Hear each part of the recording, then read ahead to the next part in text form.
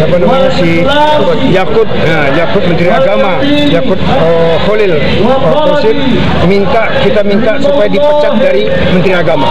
Yang kedua kami minta supaya dituntut itu sebagus-bagus sebaik-baiknya, dituntut seadil-adilnya. Kembali di insiden Joko Widodo untuk memecat Menteri Agama Yakut Khalil Thomas dari jabatannya dan menggantinya dengan menteri yang lebih baik.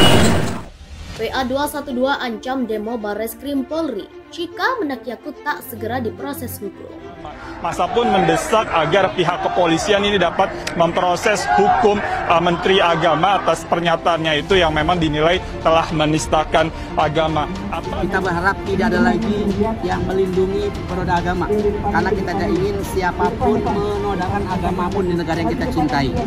Oleh karenanya kami alumni 212 akan tetap turun mengawal dan memastikan sampai kapanpun agar ini tetap harus diproses.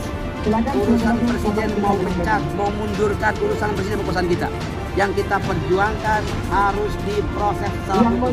Tidak boleh ada peroda agama di daerah ini. Gerombolan ini menamakan diri sebagai Persatuan Alumni PA 212. Dari namanya saja sudah menyiratkan kebodohan. Kalau kita melihat rekam jejak digital dari PA 212 itu selalu mempunyai aroma konfrontasi dengan pemerintah. Tidak ada satu biji zarah pun dari PA 212 itu yang mendukung pemerintahan Presiden Jokowi. Hampir tidak ada. Bahkan beberapa tokohnya termasuk Novel Bakmumin gencar memusuhi pemerintah, bahkan Kepala Staf TNI Angkatan Darat Jenderal TNI Dudung Abdurrahman. Katanya mereka menggelar aksi untuk membela azan yang dalam tuduhan mereka dilecehkan Menteri Agama Gus Yakut, yang sebenarnya dipelintir oleh mereka sendiri. Omongan Menak membandingkan azan dengan gonggongan anjing. Tapi dari video yang beredar saat azan sholat asar berkumandang dari Masjid Istiqlal yang berjarak hanya 300 meter dari lokasi aksi mereka, azan itu dicuekin.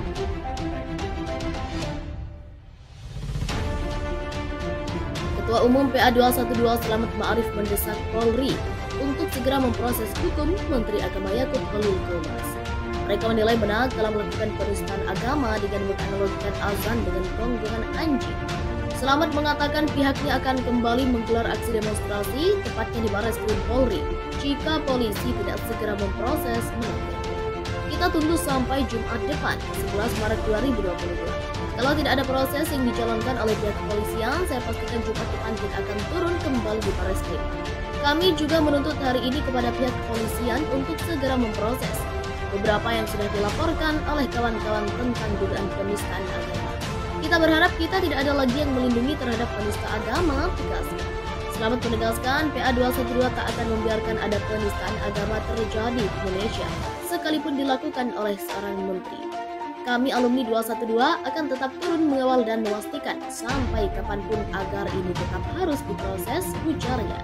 Urusan presiden yang memecat memundurkan, urusan beliau bukan urusan kita.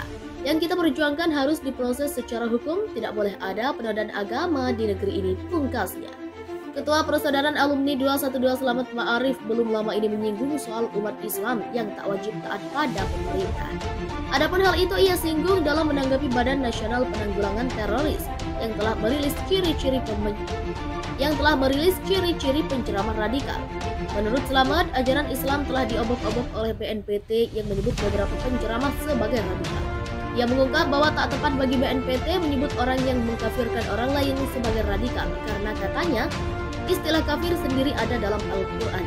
BNPT menyatakan bahwa mengkafirkan orang lain yang berbeda agama adalah merupakan ciri penceramah yang radikal yang mengarah ke terorisme, tutur Slamet Ma'arif dikutip dari Suara Jaringan Terkini.id pada Kamis 10 Maret 2022.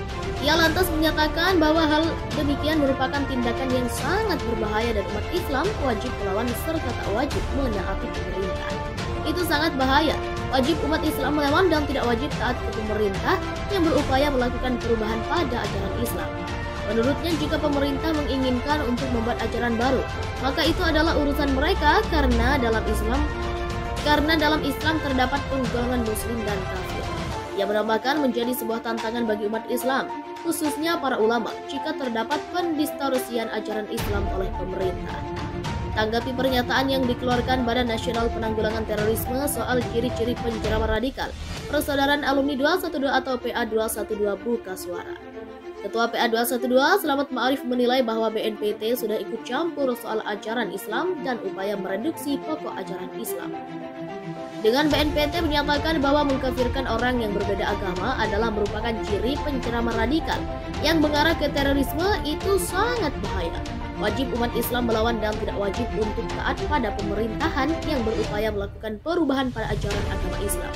Katanya, mengutip dari Warta Ekonomi Jaringan Suara.com saat dihubungi pada Kamis 10 Maret 2020. Kategorisasi muslim kafir menurut Slamet adalah hal pokok dalam Islam. Bila pemerintahan ingin buat agama baru, kata dia, maka itu urusan mereka.